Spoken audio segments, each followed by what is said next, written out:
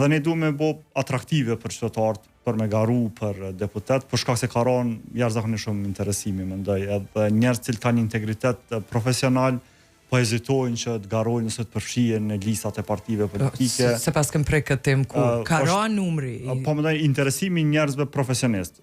Po e shohim gjithherë më shumë njerëz të estradës, persona të cilët janë vetëm konfliktuoz, zhurmshëm në rrjetet sociale, janë ata të cilët po përfundojnë listat e partive politike, por qytetarët po i votojnë më shumë se sa shumë profesionistë tjerë cilët janë aktualisht në partitë politike. Është edhe çësia e unë që ka ndryshuar çu votojnë. Është një ndryshim i sjelljes votuesve edhe i rrjeteve sociale, ndikimin që ato e kanë. Do thotë ne nuk shohim sot një njerëz të shkolluar, një akademik, nuk shohim një bagazh mbrapa secilit profil, po shohim zhurmën e secilit. Edhe prej intervistave që kemi pasur në këtë punim me vetë kandidatë të partive politike, thonë që ata që janë më të zhurmshëm kanë më shumë gjasa që të zgjidhen për deputet.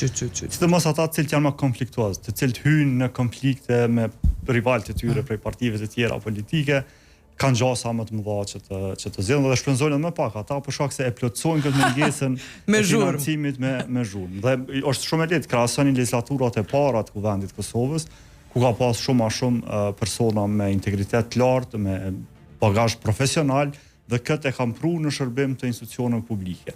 Kurse sot, shumë prej deputetëve, dhe veç shikoni në 2-3 legislaturat paraprake, dikun kanë qenë në mos gaboj 70 deputetë që për herë të parë kanë hapur llogari bankare, nuk kanë pasur asnjëherë tyra tjera për ndonjë veprimtari, dhe puna e parë e bëjnë deputet, dhe vendosin për gjithë netën, miratojnë ligje dhe ta bëjnë rregullimin shoqëror. Kjo është një absurd që nuk ndodh pothuajse askund dhe 70 deputet tha.